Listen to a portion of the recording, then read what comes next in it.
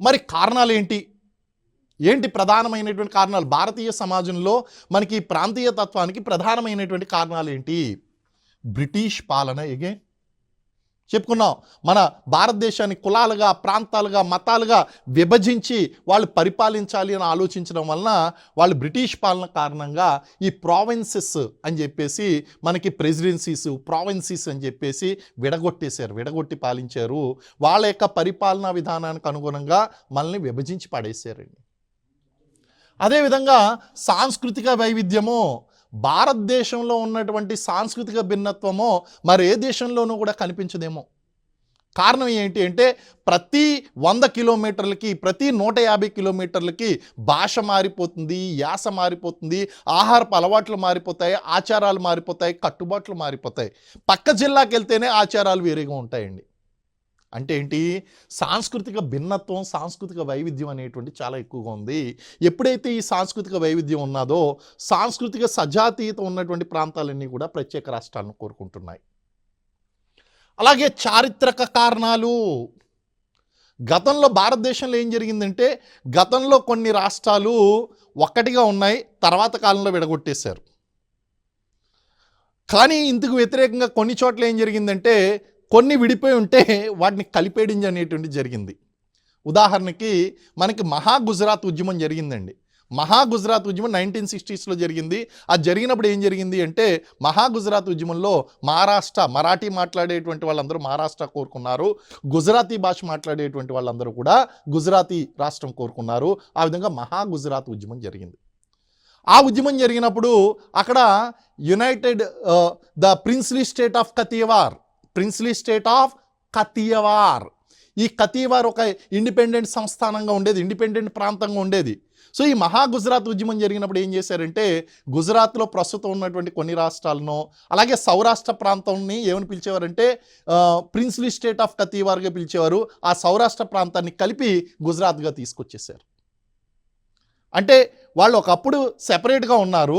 మహా గుజరాత్ ఉద్యమం జరిగిన తర్వాత గుజరాత్ రాష్ట్రంలో వీళ్ళని కలిపేశారు. ఇప్పుడు ప్రస్తుతం ఏం చేస్తున్నారు? సౌరాష్ట్ర ఉద్యమం కింద వాళ్ళు పోరాటాలు చేస్తున్నారు. ఇలాంటి చారిత్రక కారణాల వలన, లేదా వాళ్ళు రాజులు పరిపాలించినప్పుడు వేరియస్ బ్రిటిష్ వారి కాలంలో వాళ్ళు ఇండిపెండెంట్గా ఉన్నటువంటి వాళ్ళని వేరే రాష్ట్రంలో తీసుకొచ్చి కలపడం వలన ప్రస్తుతం వాళ్ళు ఉద్యమాలు అనేటువంటివి చేస్తున్నారండి. అలాగే భౌగోళిక కారణాలు. భారతదేశం కనుక మనం చూసినట్లయితే భారతదేశం ముఖ్యంగా ఈ యొక్క వింధ్య సాత్పురా పర్వతాలు ఏదైతే ఉన్నాయో దానికి కిందిగా ఉన్నటువంటి ఈ దక్కన్ పీఠభూమి చూడండి. అలాగే భారతదేశం యొక్క ఫిజికల్ సెట్టింగ్ కూడా చూడండి. ఈ దక్కన్ పీఠభూమి ఎలా ఉన్నది అంటే గనక ఇది పశ్చిమ నుంచి తూర్పుకు వాలి ఉంది. అంటే ఈ నర్మదా, తపతీ నదులను వదిలిపెట్టి భారతదేశంలో ఉన్నటువంటి ఈ దక్షిణ భారతదేశ నదులన్నీ కూడా పశ్చిమం నుంచి తూర్పుకు ప్రవహిస్తున్నాయి. ఈ నదులు పశ్చిమ నుంచి తూర్పుకు ప్రవహిస్తున్నప్పుడు సారవంతమైనటువంటి ఒండ్రు మట్టి కింది ప్రాంతాలకు తీసుకుని వెళ్తాయి. ఇక్కడ డెల్టాలను ఏర్పాటు చేస్తారు. డెల్టా అనేటువంటిది ఏర్పాటు చేస్తుంది ఆ నది. అంటే సారవంతమైనటువంటి భూములన్నీ కూడా దిగువ రాష్ట్రాల్లో ఉన్నాయి. అంటే తూర్పున ఉన్నటువంటి రాష్ట్రాలతో పోల్చుకుంటే పశ్చిమాన ఉన్నటువంటి రాష్ట్రాలు ఎప్పుడు కూడా తక్కువ అభివృద్ధిని చెంది ఉంటాయి. కారణం ఏంటి అంటే ఈ ఫిజికల్ సెట్టింగ్ అండి. అలాగే నది ప్రారంభ దశలో ఎప్పుడు కూడా సారవంతమైనటువంటి భూములు ఏర్పడవు. నది యొక్క ప్రౌఢ దశలోనూ అంతిమ దశలోనూ ఈ యొక్క సారవంతమైనటువంటి డెల్టా మైదానాలు అనేటువంటివి ఏర్పడతాయి. కాబట్టి ఈ ఫిజికల్ సెట్టింగ్ ప్రకారం మనం ఆలోచిస్తే భారతదేశంలో ఎప్పుడూ కూడా తూర్పు రాష్ట్రాలు అనేటువంటివి పశ్చిమ రాష్ట్రాల మీద అభివృద్ధి చెంది కనిపించాయి. ఆంధ్ర తెలంగాణ విషయం కూడా మీరు తీసుకోండి. గోదావరి నది ఇక్కడి నుంచే ప్రవహించింది వెళ్ళింది, కృష్ణా నది ఇక్కడి నుంచే ప్రవహించి వెళ్ళింది. కానీ ఆనకట్లు అనేటువంటి ఆంధ్ర ప్రాంతంలో నిర్మించడానికి గల కారణం ఏంటంటే అక్కడ డెల్టా భూములు అనేటువంటి సారవంతంగా విస్తరించి ఉన్నది. తెలంగాణ ప్రాంతం అంతా కొండలతోనూ మెట్టలతోనూ పీఠ భూములతోనూ నిండిపోయింది. కాబట్టి అక్కడ అభివృద్ధి అంతా కూడా అక్కడ జరిగిందండి. సో న్యాచురల్గా కనుక చూస్తే ఈ అభివృద్ధి కారణాలు అంటే ఈ అభివృద్ధి పరమైనటువంటి డిఫరెన్సెస్ భౌగోళిక కారణాల వలన ఏర్పడుతున్నాయి. అందువలన కూడా రీజనలిజం, ప్రాంతీయ తత్వం అనేటువంటి అభివృద్ధి చెందుతుంది. ఎందుకంటే ఇక్కడ రాష్ట్రాలతో పోల్చుకుంటే ఇక్కడ రాష్ట్రాలు తక్కువ అభివృద్ధి చెందుతున్నాయండి. అదేవిధంగా రాజకీయ కారణాలు. మనకి ఇండియన్ డెమోక్రసీలో, భారత ప్రజాస్వామ్యంలో ఈ యొక్క స్థానిక రాజకీయ పార్టీలు అనేటువంటివి ఎప్పుడైతే వచ్చాయో అవి ఎప్పుడు కూడా స్థానిక ప్రజల యొక్క మద్దతును కూడగొట్టుకోవడానికి ప్రయత్నిస్తాయి. అసలు పొలిటికల్ పార్టీని స్థాపించినటువంటి 9 నెలల్లో అధికారాన్ని చేపట్టినటువంటి స్థానిక రాజకీయ పార్టీ ఏదంటే Telugu Desam party. NT Rama Rao government ఉమ్మడి ఆంధ్రప్రదేశ్లో పార్టీని స్థాపించినటువంటి 9 నెలల్లో రాజ్యాధికారాన్ని చేపట్టేటండి. అంటే ఈ రాష్ట్రాల్లో ఉండేటువంటి స్థానిక పార్టీలు ఏదైతే ఉన్నాయో ఈ పార్టీలన్నీ కూడా స్థానిక ప్రాంతాల యొక్క ప్రయోజనాల కోసమే కృషి చేస్తాయి తప్ప జాతి ప్రయోజనాల కోసం కృషి చేయవు.